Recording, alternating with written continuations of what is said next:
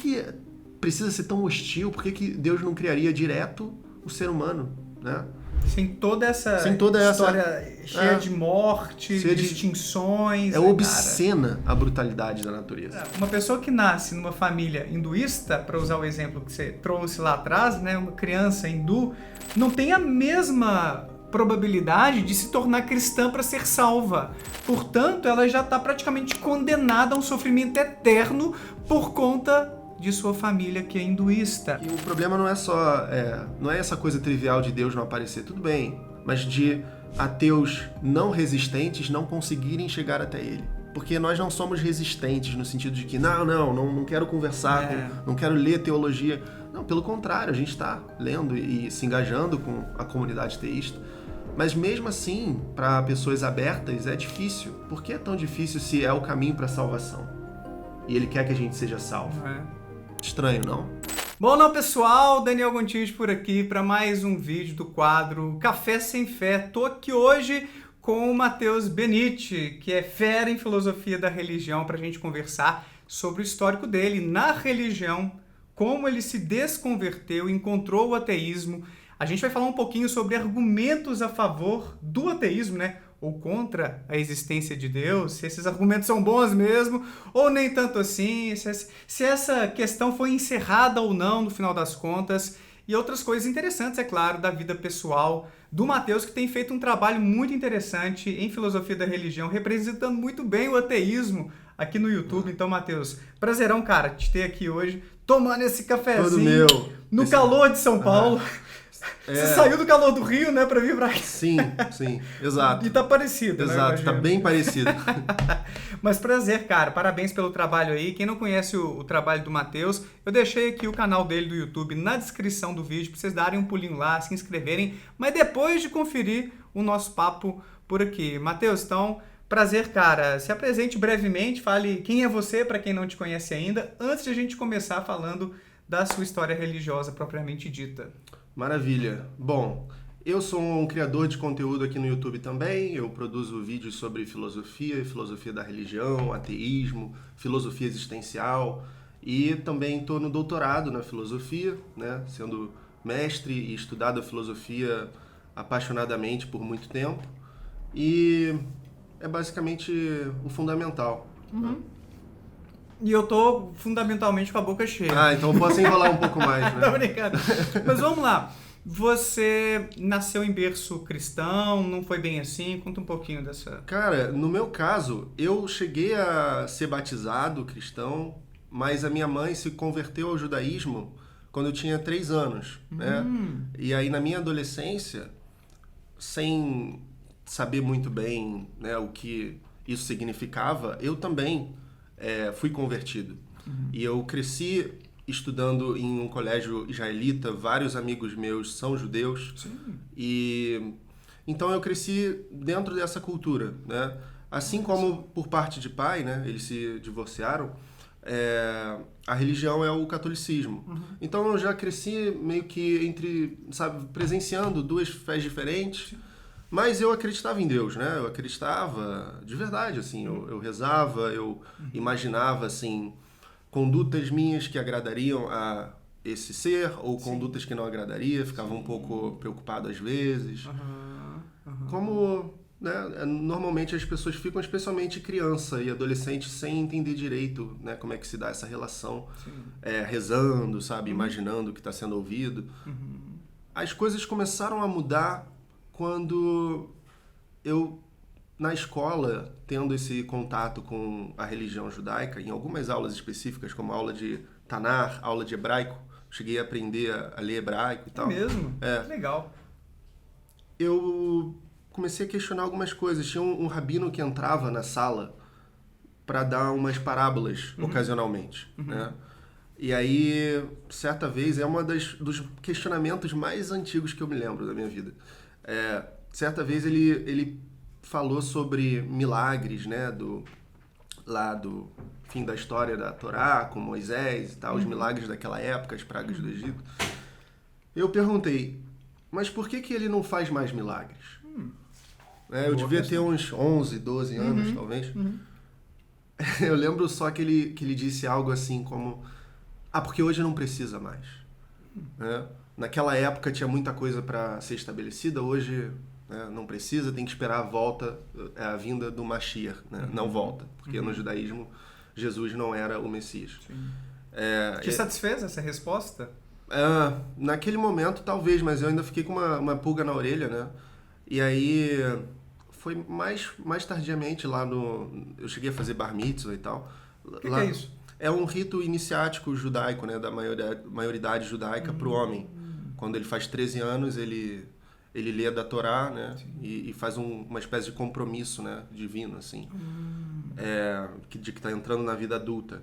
13 anos. Tem a crisma no catolicismo, Parecido. Deve ser algo meio paralelo, então. Mas aí foi só lá pro ensino médio, assim, que eu comecei a estudar mais da filosofia, da ciência, né? E aí eu vi que, bom, essa história tá um pouco estranha, né? Essa questão de não ter evidência, sabe? De cada um ter a sua fé. Eu sou isso, você é aquilo. Virou uma coisa de preferência pessoal. Sim. Aí eu comecei a estudar os autores existencialistas, né? Principalmente o Nietzsche, que foi muito importante na minha formação. A questão da morte de Deus e de que Deus não é mais tão central quanto era em outros tempos, né? Hoje em dia ele realmente é uma coisa de preferência individual de cada um. Antes era a base da sociedade, da civilização, da sua vida e depois da sua vida. Então eu comecei a me mover na direção do agnosticismo. Isso na adolescência, então? Isso saindo do ensino médio para entrar na faculdade, lá por 17, 18 anos. Um pouquinho mais à frente ali na adolescência. Até então você se considerava judeu? Alguém te perguntava assim, você tem religião? Exato. Qual é a sua religião? Exato. Judaísmo. Mas eu ainda tinha aquelas dúvidas que não estavam sendo bem respondidas. Mas eu fui levando e tal. Aí só realmente, quando eu tive que escolher alguma coisa para fazer, né? Que no caso primeiro foi cinema, depois que foi filosofia. Aí que eu realmente desenvolvi uma espiritualidade mais própria, né? Sim. Nesse sentido amplo, claro, né? Aí eu acabei indo parar no agnosticismo, onde eu fiquei por muitos anos, até uns 5 anos ou tal atrás, que realmente eu me considerei então ateu. Tem uns 5 anos que você se considera ateu. Não é tanto tempo assim. E já está fazendo um trabalho de divulgação de ateísmo aí, de filosofia da religião. Que legal, cara. Você está com 27 anos, tá bom. Então você é um cara jovem. Dependendo... É onde 38 falando, vocês entendem a referência, né?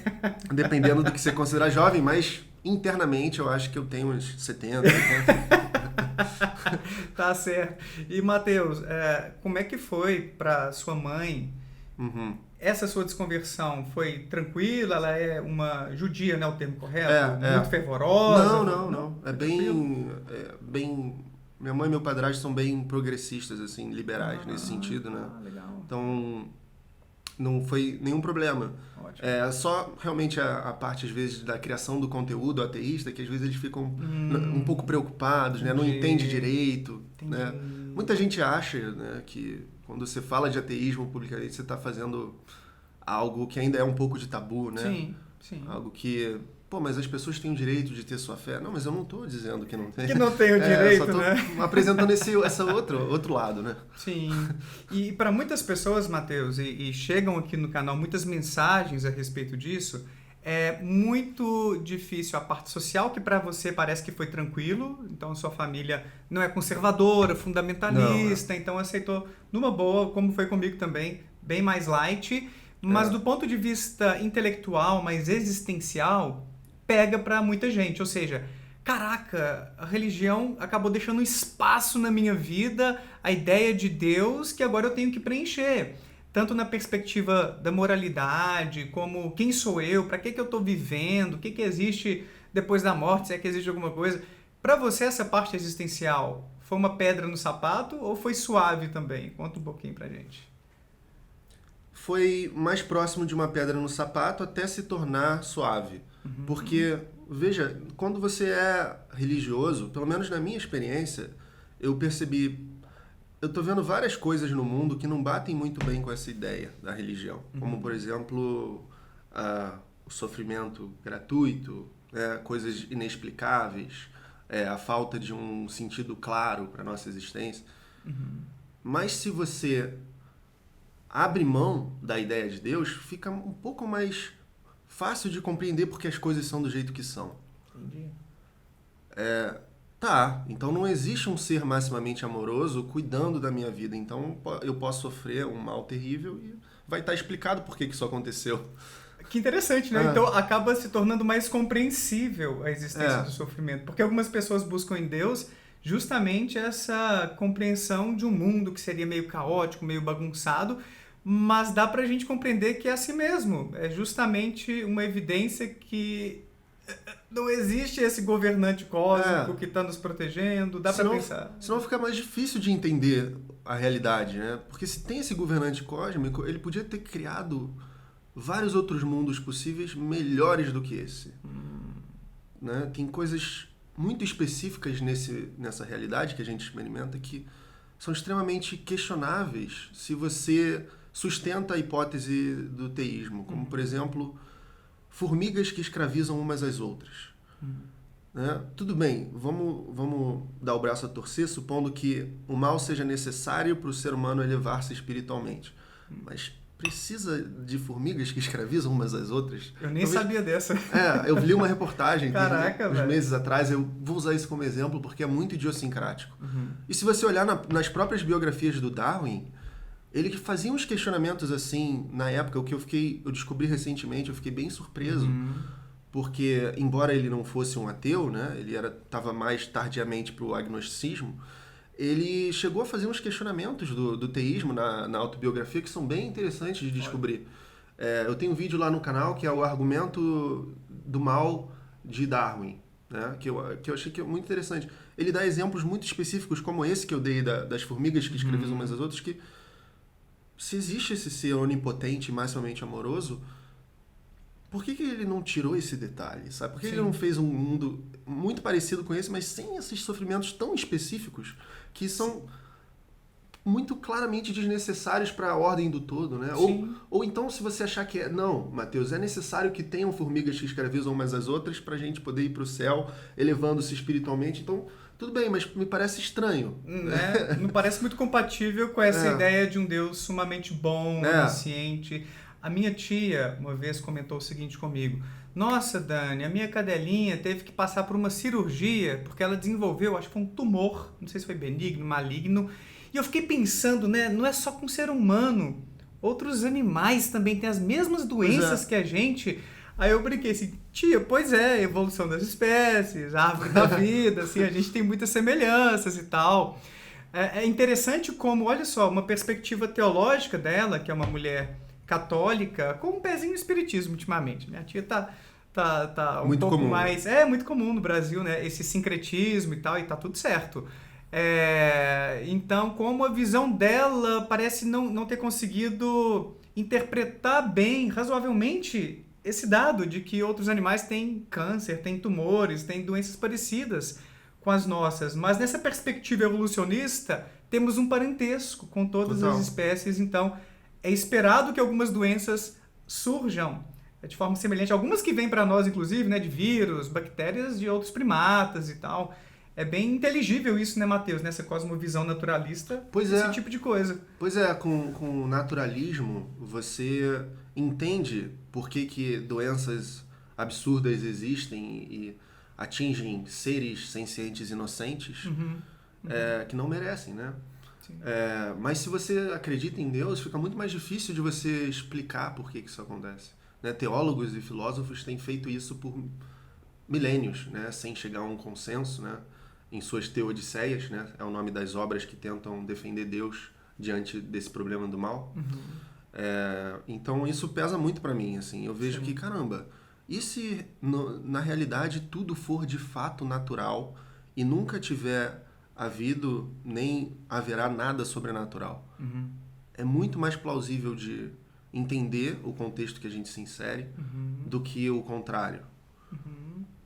Então, porque senão esses sofrimentos ficam inexplicados, vão colocar naquela conta do o mistério de Deus, é uma saída muito comum de pessoas religiosas e, ao mesmo tempo que o livre-arbítrio explicaria, aparentemente, alguns tipos de sofrimento no reino humano, mas não todos, Pois é. fica uma grande parcela de mal a ser explicada, porque mesmo quando a gente pensa na humanidade, tem tanto sofrimento que não decorre de escolhas imorais nossas. Porque você poderia até dizer, as pessoas sofrem porque elas se distanciam de Deus, fazem escolhas ruins. Mas olha o tsunami de 2004, que matou mais de 200 mil pessoas na Ásia. Por quê? Todas aquelas pessoas estavam em pecado. O que elas fizeram para merecer isso? Fora os cristãos que residiam lá também. Então, fica meio esquisito, né? Bem esquisito, para acomodar isso nesse tipo de cosmovisão teológica, sei lá. Pois é, bem esquisito. O que eu aprendi muito assistindo o seu conteúdo é que muitas pessoas que assumem uma visão teológica, elas não estão tão inicialmente preocupadas com esse fator cognitivo epistêmico. É mais uma questão social, psicológica, de a religião te dá um pertencimento, né? Como você costuma falar bastante. Então isso sempre foi uma indignação minha, e às vezes eu até falo no canal, mas gente, sabe, como é que tem tanta gente que acredita e tal? Eu fico perplexo, porque a minha experiência individual, para mim, sabe, chega a ser bem claro essa posição naturalista, sabe? Eu tô muito distante de voltar para a religião hoje em dia, então eu fico bem perplexo, mas aí, assistindo o seu conteúdo de psicologia da crença, de pessoas que falam sobre isso, né? Michael Sherman. Sim, Michael Sherman. Richard Wiseman, esse pessoal, eu entendo melhor. Não, tá explicado, né? Nós não somos seres tão necessariamente racionais assim, sempre. Exato. Até arrepiei, cara, pensando nisso, que eu tô bem mergulhado nesse tema da psicologia da crença, e o Sherman, ele tem uma frase que é assim: primeiro a gente acredita, depois a gente tenta racionalizar um pouco. O próprio Jonathan Haidt, que você leu um pouquinho já desse livro também, que é um livro que a gente está lendo lá no Clube do Livro, do IPACEF, que é a nossa formação em ciência e filosofia. Lemos só o primeiro capítulo, hein? Se você quiser participar com a gente, torne-se membro do IPACEF, o link está aí embaixo. Muito bacana para a gente entender de onde vem a moralidade e como divergências nesse assunto acabam segregando tantas pessoas. Como a religião e a política separa tanta gente boa. É o subtítulo do livro, inclusive. E a psicologia da religião, a psicologia da crença, vem com cada vez mais pesquisas mostrando isso, Matheus. Não é como se as pessoas, para passar a acreditar em Deus, para defender suas questões morais, tivessem feito um amplo estudo e racionalmente chegado àquelas conclusões. É muito mais essa transmissão cultural, um pouquinho de características intuitivas, até instintivas nossas, que vão sendo modeladas também, é claro, pelas nossas experiências de vida. E essa parte racional, cara, é um componente que vem bem posteriormente para talvez nos ajudar a lidar com essas inconsistências das nossas crenças. E não que as pessoas depois se tornem super racionais também. Então isso aí, inclusive, me ajuda a não sei se isso serve para você também, a ter um pouco de paciência, assim, cara. A maioria das pessoas não vai se dedicar a horas e horas de estudos para poder fundamentar suas crenças e rever, talvez, algumas crenças antigas. Elas vão ter uma relação bem mais instrumental, de uma herança cultural, uma tradição que herdaram, esse pertencimento a um grupo, aquele consolo, né, a muleta metafísica para lidar com as dores da vida. Então a religião acaba tendo essa função e muitas pessoas podem até se desencorajar de questionar porque estão ganhando com isso, né, com essa crença. Estão tendo benefícios, né, com isso. Uma das minhas críticas, e a crítica de vários ateus na história à religião, é que ela, de certa forma, encoraja a ignorância. Ela desencoraja o questionamento, no mínimo. Né? E isso é uma coisa que pesou muito para mim, mas, como você disse, essa relação instrumental, essa herança, a responsabilidade não recai só sobre a pessoa, porque às vezes a pessoa ela não tem tempo, né? Ela não tem condições, às vezes, de se aprofundar num estudo para então decidir a sua posição, sabe?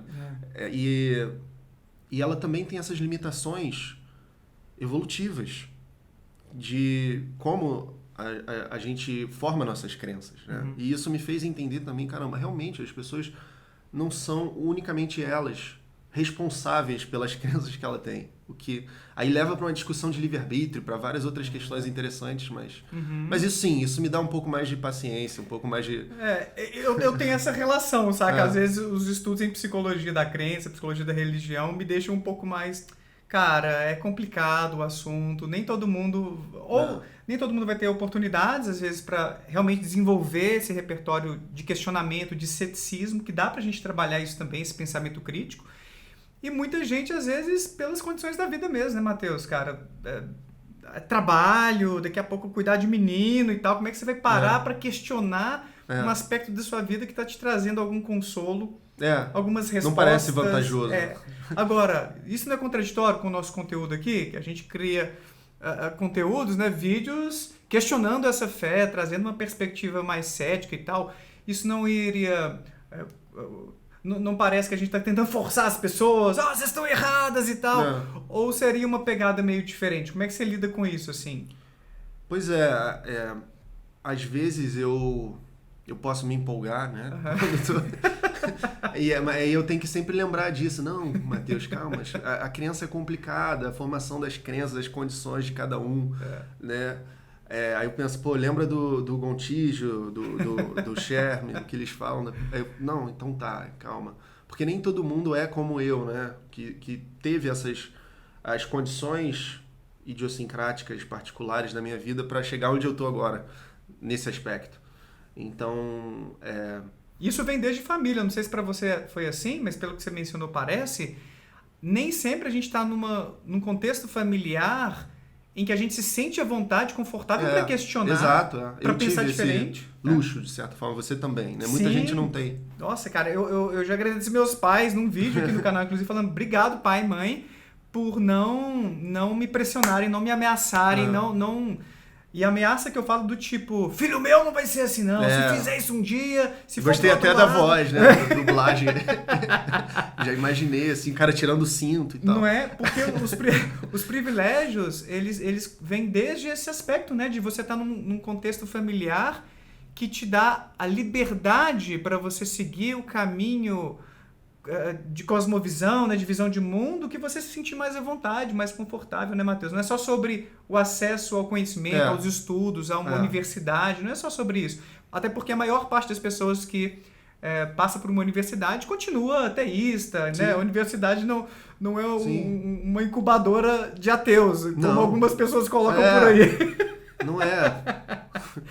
Então envolvem vários fatores isso aí, né, cara? Eu acho que é uma coisa bem legal pra gente considerar. Matheus, outra questão que as pessoas me trazem às vezes no canal, que eu queria ouvir de você, que é um filósofo que estuda essas questões mais complexas, né? Sobre quem somos nós. Moralidade, cara. Se você não tem fé em Deus, se você não tá numa religião, qual é o fundamento da moral?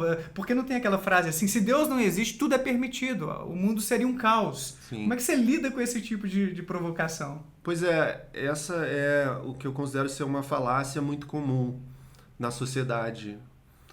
E remonta ao pensamento de Dostoiévski lá atrás, no século XIX, né, que tem a obra, para quem não conhece, os Irmãos Karamazov, que trata desse tema, embora não fale diretamente com essas palavras.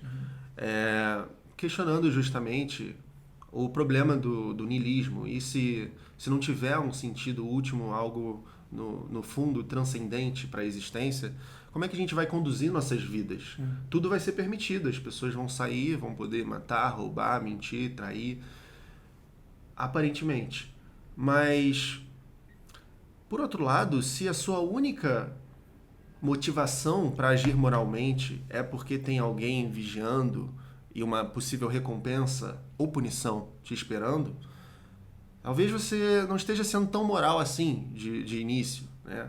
E o que eu tenho percebido... Não é tanto do coração, né? Assim, parece ser mais condicionado. Vou fazer isso para ter aquilo, para eu evitar aquela outra coisa. E o que eu tenho percebido tanto na minha experiência quanto no meu estudo, pois esse é justamente o tema que eu trabalho na minha tese de doutorado, sobre as intuições morais e o que elas são, se é que tem algum componente não natural, tal. Eu estou tentando investigar essas coisas. Massa. É que as pessoas são morais por elas próprias. mesmo quando, por exemplo, em períodos mais arcaicos, não havia tanta tolerância, havia, sabe, o que a gente considera crimes de uma maneira muito mais desregulada, ainda existia sentimentos morais, empatia, né, grupos colaborando na mente moralista, pelo que eu lembro. O Haidt trabalha muito com essa ideia de que nós somos seres tanto egoístas quanto altruístas, né? A gente trabalha para o nosso egoísmo, é verdade, mas a gente pode ser bons jogadores de equipe, a gente pode colaborar, e a gente, de fato, às vezes faz gestos genuinamente altruístas. Né? A gente, às vezes, quer fazer o bem para outra pessoa, às vezes a gente sente empatia e quer fazer uma doação, enfim. E nem sempre isso é pro nosso egoísmo, pro nosso ego, pra gente se sentir bem. Parece que não. Então, além disso, você também pode olhar para, por exemplo, países fundamentalistas islâmicos e o quanto que ainda há muitas coisas que nós podemos considerar antiéticas e imorais em sociedades, como, por exemplo, que vão seguir o Talibã, ou sociedades em que as mulheres precisam pedir permissão ao marido para ter ensino superior, em que apóstatas são condenados à morte, punidos. Então, isso tudo me parece bem trivialmente imoral, intuitivamente, né? Para uma pessoa do século XXI, a gente se defronta com essa realidade, desde que você não cresceu nessa cultura, né? Você se defronta com essa realidade e você pensa, pô, isso não parece certo. O que é esse não parece certo? É o que eu chamo de intuição ética, né? Intuição moral. Que é diferente de intuição no sentido trivial, de se, eu tive aqui um pressentimento. Não, é uma coisa mais filosófica mesmo. É um juízo sendo formado, né? no seu âmago, assim. E ele, para mim, tem origens naturais, né? Faz parte de tudo isso, da evolução, de como nós temos pensamento abstrato, podemos formular os conceitos. Mas ainda assim, sabe, pode ser possível de fundamentar uma moral objetiva com base nisso. E quando eu falo de moral objetiva, eu não estou falando de mandamentos e dogmas para seguir, não pode ser poligâmico, não pode fazer isso, não é nada disso. São coisas muito mais básicas, que talvez sejam compartilhadas universalmente, né, por seres humanos. Eu disse talvez porque há muitas variações culturais, né? Por exemplo, na sociedade espartana da antiguidade era permissível o sacrifício de bebês defeituosos, né? Era algo bem visto até, e hoje pra gente isso é um absurdo, né? Para a maioria mas há culturas em que isso de fato não foi errado. Então, mesmo que as culturas divirjam, talvez exista sim um gabarito, entre aspas, da moral, né, que a gente historicamente está se aproximando com o progresso. Eu vejo que a humanidade progrediu muito, por exemplo, do Código de Hammurabi, aí vai para o Antigo Testamento, aí vai para o Novo Testamento, que já foi um grande passo, e aí vai para a ética secular moderna, que para mim é ainda um outro passo grande, né, com a reforma no meio, o iluminismo, e aí as coisas começam a melhorar para valer, né, e ainda estão precisando melhorar, mas a escravidão, né, é abolida, na maioria dos países, pelo menos na lei, né? O sufrágio universal, as mulheres podem votar. Mais recentemente, homossexuais podem se casar. Hoje em dia a gente tem até, se não me engano, a igreja liberando padres homossexuais. Não sei se você viu um negócio assim. Não vi. Liberando em que aspecto? Porque, assim, desde os primórdios, muitos sacerdotes são homossexuais. Sim, mas digo, de praticar assumidamente. Aí eu já não sei. Porque eu li no livro No Armário do Vaticano, do Frederic Martel, que a maior parte dos sacerdotes da Igreja Católica é homossexual, e tem algumas estimativas de que a maioria tem alguma atividade sexual. Olha só. E que existiria uma espécie de vista grossa, seria um acordo implícito entre eles. Olha, vocês podem ter essas experiências desde que fique entre nós, desde que vocês não escandalizem, isso não venha a público, que seria uma coisa bem assim, e foi, liberada implicitamente ali, sabe? Não uma coisa, digamos, explicitada numa regra da igreja, e que é uma grande hipocrisia. Então esse autor, ele discute como hipócrita da parte da igreja condenar isso durante as celebrações, e ali nos bastidores está tudo acontecendo e eles sabem disso, né? Tanto que o Padre Beto, que eu entrevistei aqui no meu canal, acho que foi o Padre Beto mesmo, comentou que na geração dele, ele foi padre, né? Na verdade, ele foi excomungado. Ele disse assim, boa parte das pessoas homossexuais, dos homens, procuravam o sacerdócio como uma maneira de escapar da pressão social. Do tipo, e aí, as namoradinhas? Total. Cadê você casando? Então, você acaba dando um orgulho para sua família, né? Ó, um sacerdote da Igreja Católica. E pode ainda vivenciar a sua sexualidade lá dentro. Às escondidas. Nossa, então, foi uma coisa mais ou menos assim que ele falou e que no livro do Frederic Martel, ele trabalha muito bem. Eu vou deixar o link desse livro aí para quem tem interesse nesse assunto. Mas foi um ótimo exemplo, né, Matheus? Eu não sabia disso, então estão discutindo essa possibilidade. Então, eu acho que o Papa Francisco, né, que está discutindo isso agora. Cara, mas eu legal. também não vou expor muito os detalhes, porque eu não sei. Eu vi de relance, só mencionei porque me veio à cabeça como exemplo. Eu fiquei do progresso. sabendo que estavam fazendo, ou já fizeram, não sei, um referendo com várias questões assim, talvez até de mulheres poderem assumir missas e tal. Muito, muito legal, mas eu acho difícil, né, a igreja romper com vários... Mas sabe o que eu acho sobre esse fenômeno? Eu ainda vejo isso como um sintoma da morte de Deus, que o Nietzsche estava falando lá atrás. Que antes Deus era a coisa mais importante para as pessoas.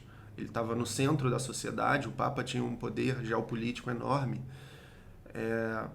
A sua vida girava em torno de quão bem você vai se comportar para a pós-vida.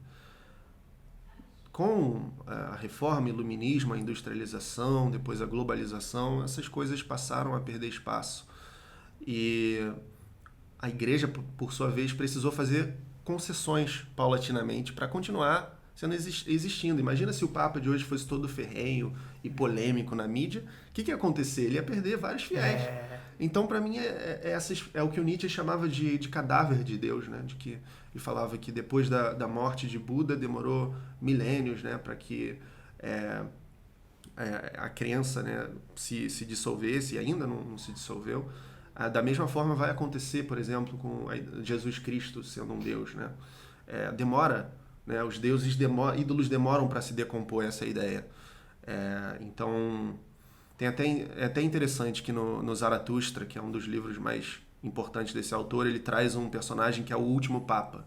Né? Que tem uma ironia, que é o Papa que é totalmente supérfluo, assim, e que ele se sente muito mal porque ele, né, põe em cima dos seus próprios ombros a ideia do assassinato de Deus, porque a ideia não é só que Deus morreu, né? Que Deus morreu e nós o matamos, que é uma tese mais grave, assim. Então, enfim, divago. Vou colocar esses links aí todos, tá, gente? Desses livros, inclusive do livro do Matheus, que eu sei que escreveu também. Ser Ateu, como é que é o título? Isso, Ser Ateu. É um livro para desmistificar a experiência do ateísmo no senso comum, né? O ateu é triste, o ateu ele é hedonista, o ateu ele é materialista. Quebrar esses preconceitos. Legal, velho. Porque ateísmo é uma palavra muito ampla, ela engloba uma variedade muito grande de pessoas, né? O ateu não é necessariamente de direita nem de esquerda, pelo menos eu vejo dessa forma. Sim. Não existe essa cartilha sobre, olha, para você ser ateu, você tem que ser desse partido aqui, né? Ou a esquerda ou a direita, ou você tem que defender essa ou aquela causa. Não existe isso, né, Matheus? É bem diversificada a nossa população, vamos pensar assim, né? O nosso grupo e tal. Basta não acreditar em divindades. Para mim, ateísmo é isso, fazer essa asserção. Não existem divindades. E olha que eu coloquei no plural, porque existem religiões que têm mais de um Deus. Então, aliás, né, o Ser Ateu está disponível na Amazon, somente em e-book. Já tem mais de 100 cópias vendidas, assim, e avaliações, na verdade. Mais de 100 avaliações, então ainda mais cópias. Mas esse é um livro curto, assim, ele é uma espécie de ensaio. Esse ano eu vou lançar o meu primeiro livro de filosofia e ateísmo impresso, né? Que vai ser Por que Não Creio? Ateísmo Justificado. Isso vai sair em março ou abril, né? Com a editora Dialética. E esse vocês vão poder ter o físico também, então... Quando lançar, você me fala que a gente faz uma live no canal pra, enfim... Te agradeço. Pra gente conversar um pouquinho sobre o livro. Você também não está escrevendo um livro, Daniel? O meu era pra sair em dezembro, não saiu, deve ficar pronto em junho sobre psicologia da religião, especificamente vários mitos que existem sobre a relação entre religiosidade e felicidade, saúde mental. Então eu quero, por exemplo, no capítulo 2, eu trago várias afirmações do Edir Macedo a respeito de depressão e fé. Que ele fala umas abobrinhas, né? Do tipo, a depressão é um problema estritamente espiritual, a pessoa que está deprimida está com uma fé fraca, com muita dúvida. Aí eu trago artigos científicos para refutar o Edir Macedo. No capítulo 3 eu estou falando sobre espiritualidade mais, qual é a palavra? Independente da religião, né? Os espiritualistas, se eles estão com a saúde mental boa ou não, trago o Osho com várias afirmações dele e eu tento também mostrar a partir da ciência como existem problemáticas ali. Mas eu tô assim, querendo finalizar em junho, pode ser que passe um pouquinho, vai depender. Você diz finalizar a escrita? A escrita. E depois ainda tem uns 6 meses pro lançamento. Ai, cara, tô vendo que vai ser final do ano. Não, talvez antes. Talvez antes. Né? Vamos ver. Mas legal, eu vou deixar o link então do livro do Matheus aqui embaixo para quem quiser adquirir um exemplar. Matheus, só para não sair ainda do tópico da moralidade e tal, e é interessante, você estava falando dos códigos e como que a gente discute ano após ano as nossas leis. Então a gente tem uma legislação, a gente tem um conjunto de regras para governar a sociedade. E nesse sentido, essa discussão, na sua visão, ela ilustra como a gente pode melhorar a sociedade em termos de convivência, e isso objetifica a moral ou não? Porque quando você fala que a moral é objetiva, eu fico em dúvida se é no sentido de, olha, existem questões práticas que a gente pode identificar e resolver por meio de debate para poder tornar a sociedade mais legal, um ambiente mais agradável para a gente exercer nossos direitos, né, nossa liberdade e tal. Ou não, é num sentido talvez até mais...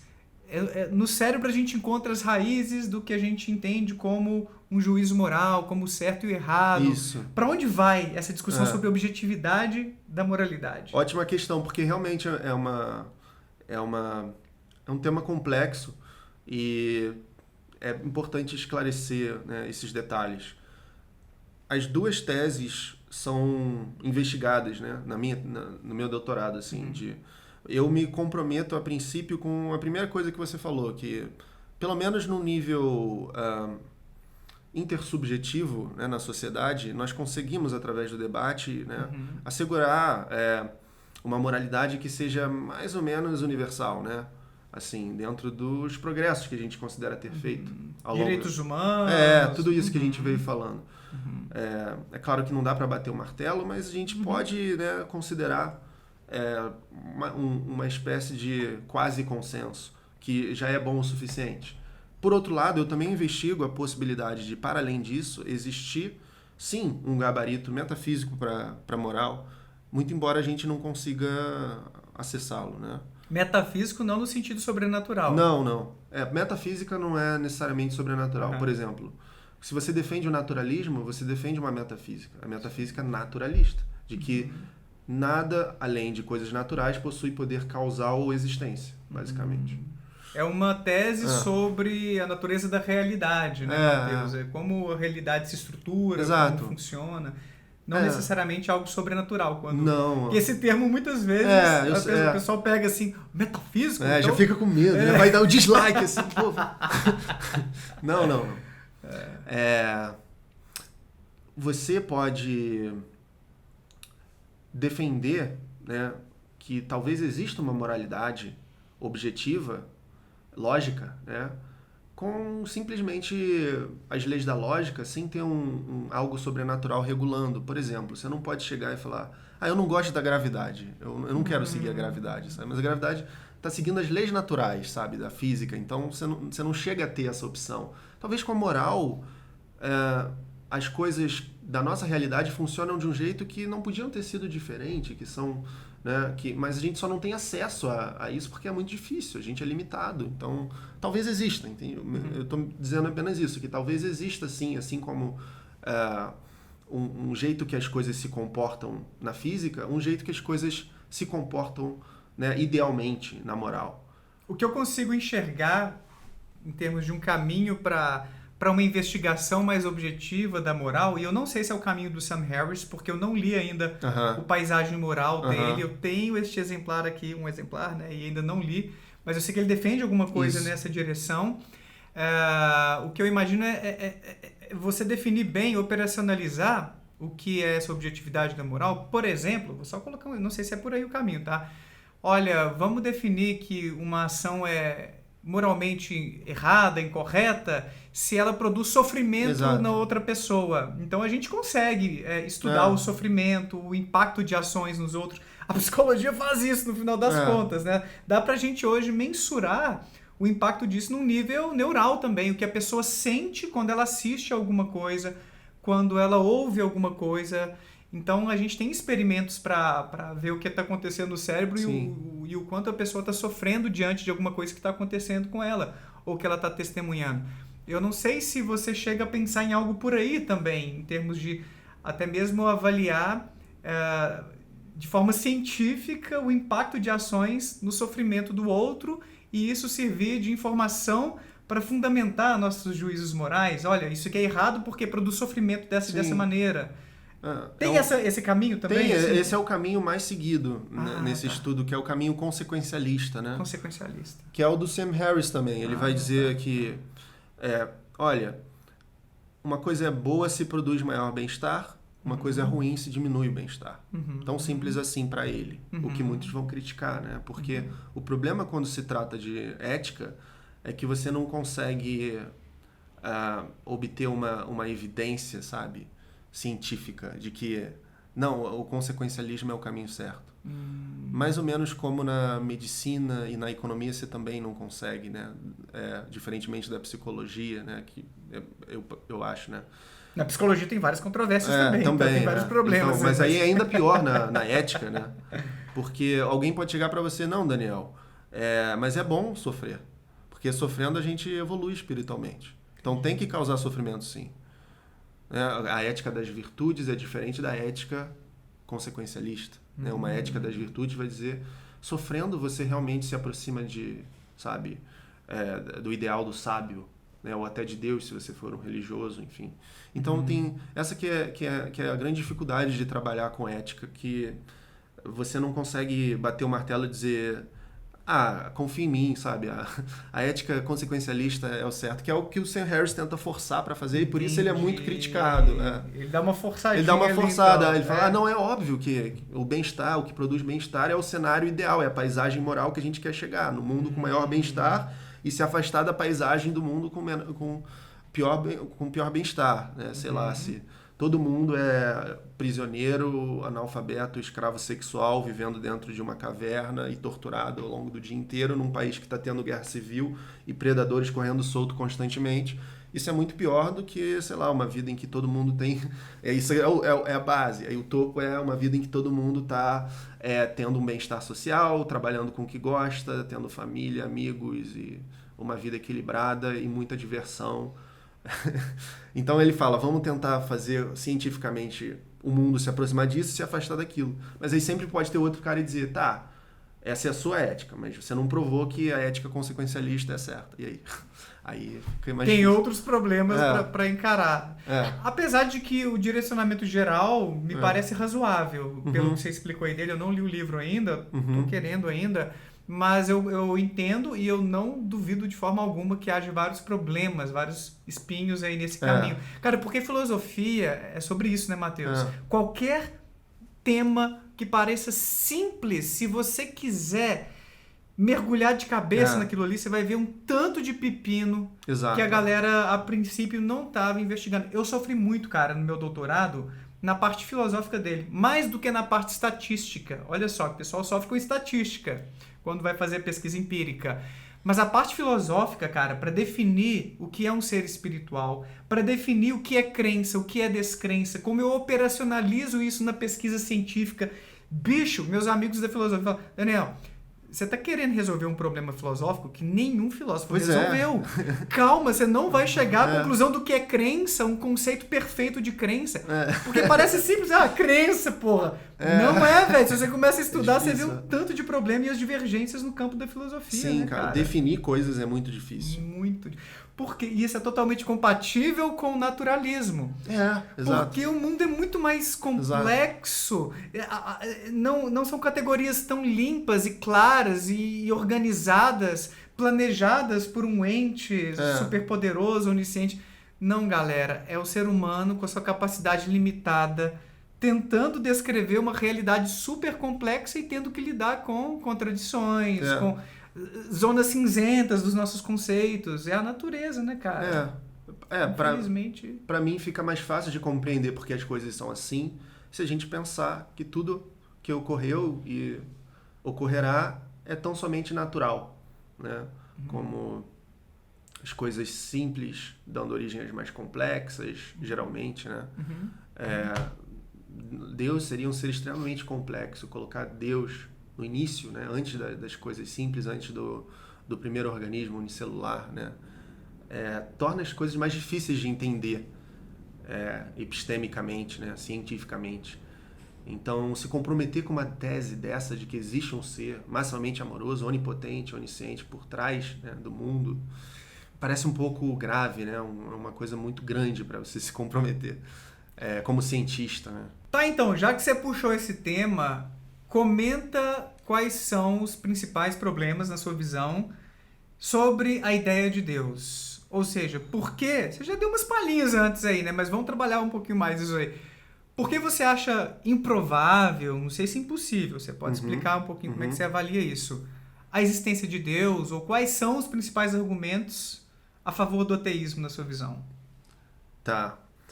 Bom, eu não considero impossível, assim como você, né, também vários outros ateus, a maioria parece considerar que a gente não tem provas sobre o ateísmo, né, ou provas que refutem a ideia de Deus. Não, a gente não tem essas evidências, nem as evidências contrárias, né? E isso se explica muito bem porque Deus, se existir, ele não é um objeto de conhecimento científico porque ele estaria fora, né, do mundo natural. O Kant fez essa tese lá na Crítica da Razão Pura, de que Deus, os argumentos todos para a existência de Deus, eles são, além de ser um telefone sem fio, de filósofos compreendendo mal uns aos outros ao longo da história, eles são inúteis, porque Deus não é um objeto da experiência. Porque como é que se forma um conhecimento, né? Partindo desse ponto de vista da filosofia iluminista, do Kant? Você vai fazer um cruzamento entre as suas faculdades mentais e o que você recebe dos sentidos, né? Então, você faz um juízo que é sintético, porque você recebe dos sentidos, é diferente de um juízo analítico. O juízo analítico seria: todos os homens são mortais, Sócrates é homem, logo você já sabe que Sócrates é mortal. Isso é só analítico.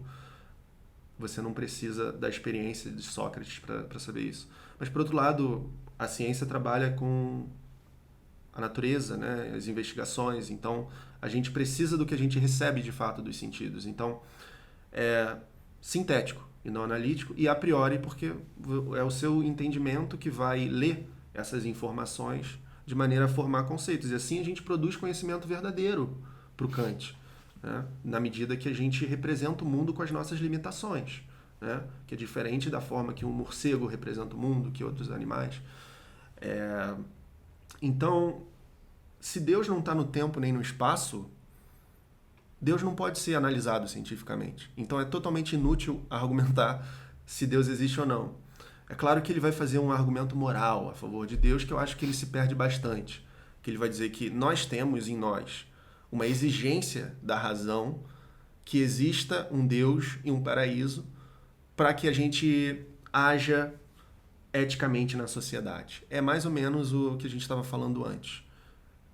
E por isso, então, o Kant ele diz que Deus precisa existir como um postulado da razão, ou seja, ele não está provando, ele disse que não dá para provar nem desprovar, mas está dizendo que deve-se crer, para assim, somente no paraíso, as pessoas boas que agiram virtuosamente nessa vida terem sua recompensa, uma vez que nessa vida a gente vê com os nossos olhos que isso não acontece, pessoas inocentes sofrem muito.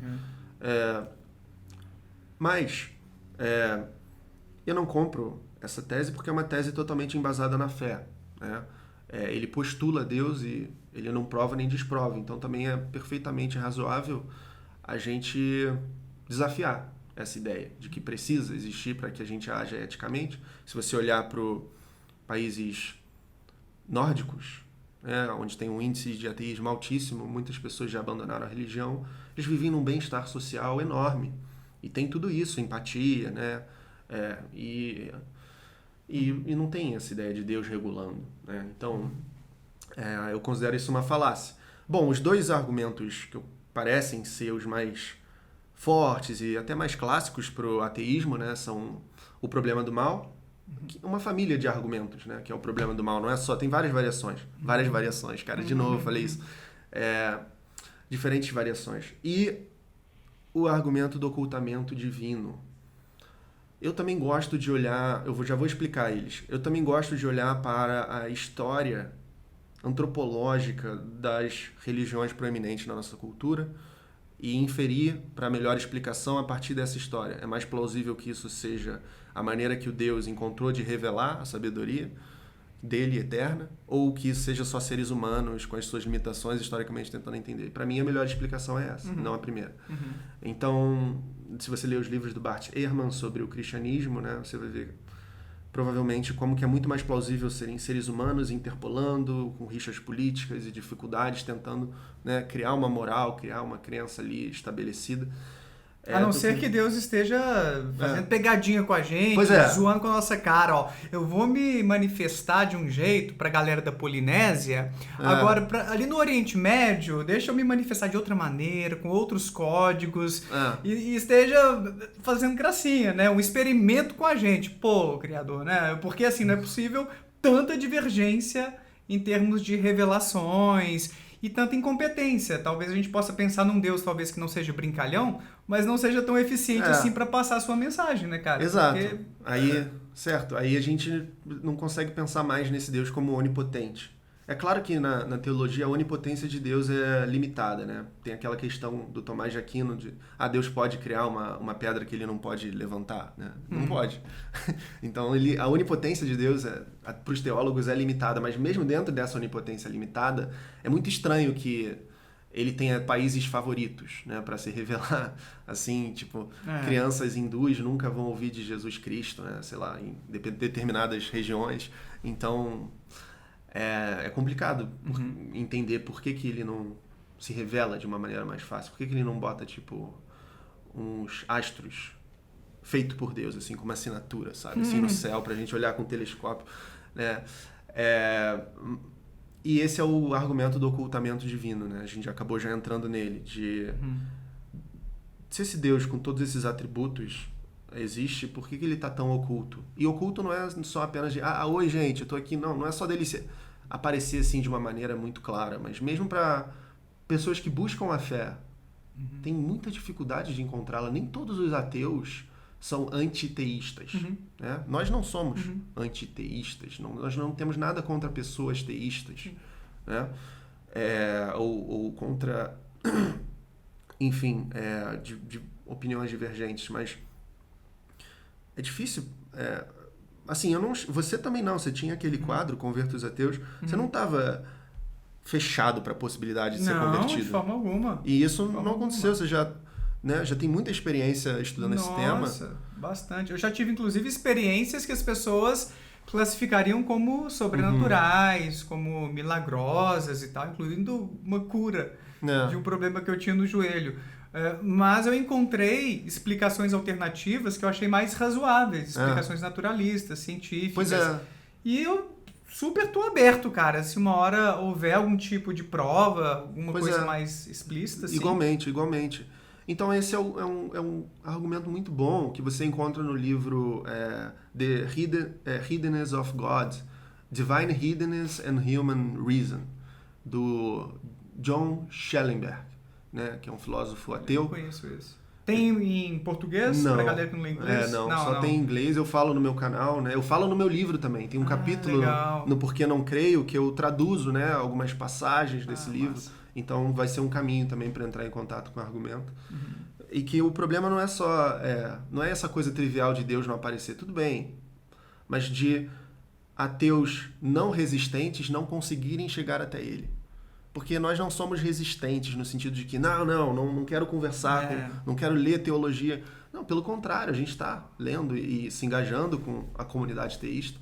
Mas mesmo assim, para pessoas abertas, é difícil. Por que é tão difícil se é o caminho para a salvação? E ele quer que a gente seja salvo. Estranho, não? Então esse é o argumento. O Leandro Carnal, num vídeo dele que bombou, Por que Sou Ateu, ele menciona que foi estudante de seminário, acho que ele estava querendo se tornar padre, né? E ele acabou sofrendo por uma secura espiritual, foi uma expressão que ele usou, por mais que ele buscasse. Ele estava orando, ele estava estudando as escrituras, ele estava em busca e, cara, eu estou conversando sozinho. Ele chegou a essa conclusão. Eu não estou vendo esse Deus, ele não se manifesta para mim, minha vida é tão normal quanto seria se Deus não existisse. E as pessoas devem estar viajando mesmo. Mas ele não usou essas palavras, né? Mas foi um pouco esse o raciocínio dele. Olha a busca, o cara foi pro seminário, bicho. Pois é. O outro argumento, eu tenho uma... Não é meu, né? Óbvio. Eu entrei em contato com uma variação dele que eu considero ser a mais forte que eu já encontrei. Que é essa variação do problema do mal. Espero que vocês estejam preparados. E é um argumento a partir do próprio Darwin, com aquilo que eu tinha adiantado da autobiografia. Tem um filósofo norte-americano chamado Paul Draper, da Purdue University, que escreveu um artigo, né, Darwin's Arguments from Evil, que é esse argumento, o argumento de Darwin a partir do mal, em que ele encontra nas correspondências de Darwin e na autobiografia trechos do próprio Darwin questionando o teísmo, né, a partir de evidências evolutivas como... Eu não lembro agora o exemplo que ele deu, mas é algo análogo àquele meu exemplo das formigas que escravizam umas às outras. E o Draper elabora isso para o sofrimento animal, né, de, como você muito bem disse, nós temos semelhanças evolutivas com os outros animais. O nosso cérebro, enfim, muita parte da nossa fisiologia tem muito a ver com uma história evolutiva mútua, compartilhada nessa árvore, né? E então a gente pode inferir a partir disso que os animais sentem dor, sofrem. Eu acho um absurdo desafiar isso hoje em dia. Mas, então, como é que isso se casa com o teísmo clássico, que vai defender que Deus é maximamente amoroso, onipotente e onisciente, e a existência do mal, como você disse, com a questão do pecado, é para a gente poder elevar-se espiritualmente, né? Toda essa tese clássica do Agostinho. Mas e a zebra que está sendo devorada, né, por um leão, enfim? E a predação? Eu acho que qualquer um de nós, se tivesse a oportunidade de encarnar como um animal irracional, a gente estaria muito tentado a decidir não encarnar. Se a gente pudesse escolher... Se pudesse escolher. Não pode ser humano. Você topa ser uma capivara? Nossa. Ou você prefere não ser? Tô tentando achar um animal aqui que pareça uma vida mais confortável. Pois é, cara. E você tem dificuldade de enxergar isso com otimismo. Mas a existência foi assim pela maior parte da vida, né? Da história da vida na Terra. E esses animais sofreram por milhões de anos. Então, se o objetivo é o engendramento do ser humano com alma imortal, racional, para que ele possa ser salvo e chegar no paraíso, por que Deus esperaria todos esses milhões de anos? Animais como os dinossauros sofrendo, né? Alguns animais parecem designados para causar sofrimento no outro, né? Com presas assim muito assustadoras. Por que precisa ser tão hostil? Por que Deus não criaria direto o ser humano, né? Sem toda essa história cheia de morte, de extinções. É obscena a brutalidade da natureza, né? Eles não têm responsabilidade moral porque eles não são capazes de pensamento abstrato, mas se eles tivessem, eles iam ficar como nós, perplexos de tão árdua e hostil que é a existência bruta, Não tem aranhas que comem a maior parte dos seus Pois filhotes? tem esses exemplos. E o Darwin ele dá uns exemplos desse questionando o teísmo. Ele fala, por isso eu não posso ser mais um teísta, na autobiografia. Não, quero ler essa autobiografia. É muito bom. Não conheço. Vou botar aqui embaixo também para quem quiser ler, hein? E aí o argumento do Draper vai para esse lado. É extremamente implausível que o teísmo seja verdadeiro, tendo em vista as evidências evolutivas que nós temos. Porque esse Deus maximamente amoroso, onipotente e onisciente não escolheria a evolução por seleção natural como o melhor meio para... Entendi. Porque é muito sofrido, Sim. é hostil e é obsceno, e ele podia criar vários outros mundos, inúmeros mundos concebíveis melhor do que esse. Visto que não é o caso, esse é o mundo atualizado, Deus não existe. Esse é a linha geral da argumentação, né? Muito interessante. Eu já tinha ouvido, é o que você falou, né? Tem várias variações nesse argumento do mal e é um caminho muito interessante. O caminho da seleção natural, que é cheio de sangue e não é compatível com esse governante cósmico sumamente bom que eles colocam por aí. Realmente é um ponto muito bom. Talvez uma variante que eu gosto, que eu acho que eu posso complementar, pensando mais no cristianismo. Esse esquema de salvação do cristianismo é tão injusto quanto o esquema de enriquecimento do capitalismo. Eu coloco assim, embora eu não seja comunista, eu vejo e concordo com os colegas comunistas a respeito de várias críticas ao capitalismo, à desigualdade social, tem muita coisa ruim. Não dá para esperar que uma pessoa que nasceu numa família muito pobre se torne rica ou tenha, a mesma probabilidade de prosperar financeiramente do que uma pessoa que nasceu em berço de ouro. Elon Musk, vamos pensar assim, né? Cujo pai... Exemplo muito oportuno. Muito atual. Eita, nossa senhora. Então, não é justo. As oportunidades são muito diferentes, então não dá para esperar o mesmo. Da mesma maneira, uma pessoa que nasce numa família hinduísta, para usar o exemplo que você trouxe lá atrás, né, uma criança hindu, não tem a mesma probabilidade de se tornar cristã para ser salva. Portanto, ela já está praticamente condenada a um sofrimento eterno por conta de sua família que é hinduísta. E isso significa que a maior parte da humanidade vai virar churrasquinho, porque a maioria dos seres humanos não é cristã. O cristianismo ocupa cerca de 25% da prevalência. 75% das pessoas não são cristãs e vai ser assim. Parece que a tendência é até os muçulmanos ganharem mais espaço, né? Tem umas estimativas assim. Então, a gente volta naquele problema, talvez do ocultamento divino, talvez um mix aí, né, com o problema do mal, porque parece que a sociedade, o mundo, está existindo, as coisas estão acontecendo de modo a maior parte das pessoas caminhar para o inferno ou para a destruição, dependendo da vertente cristã, né? Tipo das testemunhas de Jeová. Vai depender da vertente, né? Não é? Então, assim, não parece um esquema de salvação muito justo, que foi formulado por um Deus sumamente bom, onipotente, onisciente. Então, assim, dá pra gente pensar em várias possibilidades, né, de problemática desse esquema de salvação, né, cara? Exato. E aí, por outro lado, você tem a explicação naturalista que vai entender tudo isso, né, como partes, né, desse anseio humano, né, dessa nossa abstração também de conceber, né, esse grau máximo, né, não é porque a gente consegue conceber um grau máximo de bondade que existe um ser com esse grau máximo, né? Exato. Alguma coisa poderia acontecer para você mudar de ideia? Você já pensou assim, Daniel, se eu tivesse essa experiência de vida, ou se acontecesse tal coisa, eu reveria o meu ateísmo. Eu me tornaria ateísta de novo. Tem alguma coisa assim? Bom, teria que ser algo que me faça ver o teísmo como mais plausível, né? Porque eu decidi, né, não tomar essas decisões de maneira irracional. Então, teria que chegar ao teísmo racionalmente. O que acontece com algumas pessoas que concordam com alguns argumentos e tal. Sim. Mas eu já conheço, basicamente, os argumentos mais famosos e relevantes, né? E eles não me convenceram. Eu tenho respostas para eles, que você vai encontrar no meu livro. E então, talvez uma experiência subjetiva que eu conseguisse não ver como uma ilusão, sabe? Uma coisa assim. Porque só Jesus apareceu pra mim, ou uma pessoa que morreu e se comunicou comigo. Porra, será que isso não é o produto do meu cérebro? Será que eu não tô sonhando? Teria que ter alguma coisa um pouco mais objetiva, né, Matheus? Sim. Descartar alguma coisa assim, né? Sim, total.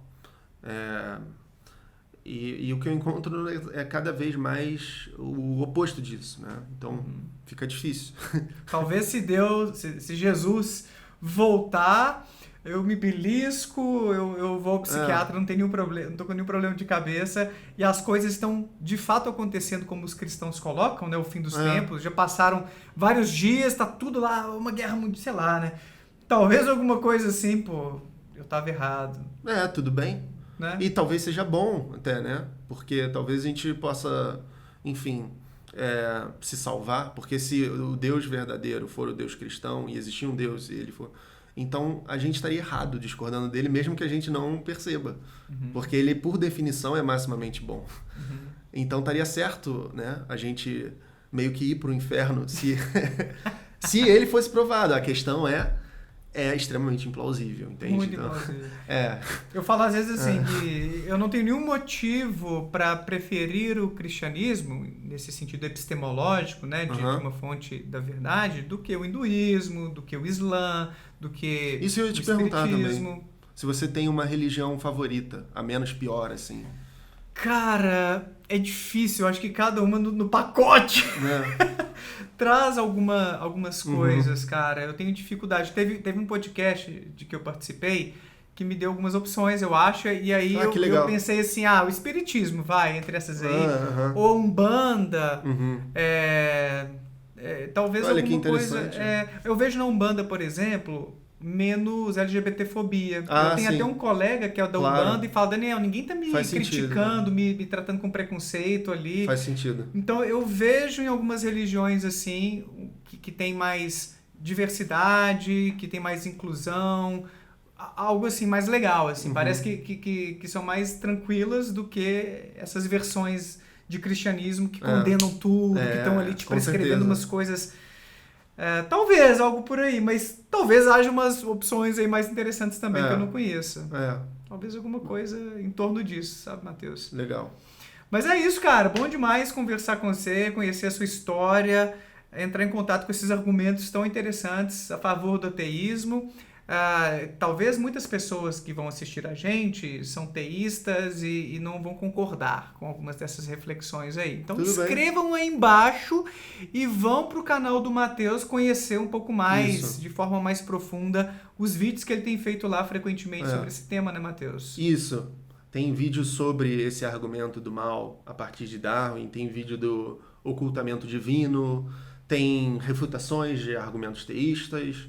Além de vídeos também sobre a história do cristianismo e essa questão de olhar como mais plausível o naturalismo, isso tudo como uma tentativa humana e por aí vai. Inclusive vai ter um vídeo com você também.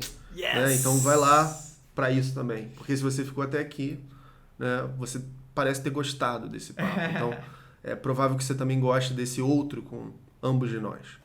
Isso aí, então vou falar um pouquinho da minha história mais pessoal, com a fé, com o ateísmo, lá no canal do Matheus e outras cositas mais. Então, dá um pulo lá, se inscreve lá para acompanhar mais o conteúdo dele. Deixei todos os livros que a gente mencionou aí embaixo para quem quiser adquirir o exemplar. E bora com a gente lá no IPACEF também, na nossa formação em Ciência e Filosofia. A gente está no início do livro A Mente Moralista, do Jonathan Haidt, e tem vários cursos lá para quem gosta de ciência, filosofia e religião, para desenvolver o pensamento crítico e se conectar com quem valoriza a ciência. O link está aí embaixo. Obrigado a todos quem puder se tornar membro, inclusive tem desconto lá no IPACEF e vários outros benefícios. O link está aí embaixo. Deixa o joinha, se inscreva no canal, compartilha, a gente se vê em breve então. Tchau, tchau. Valeu!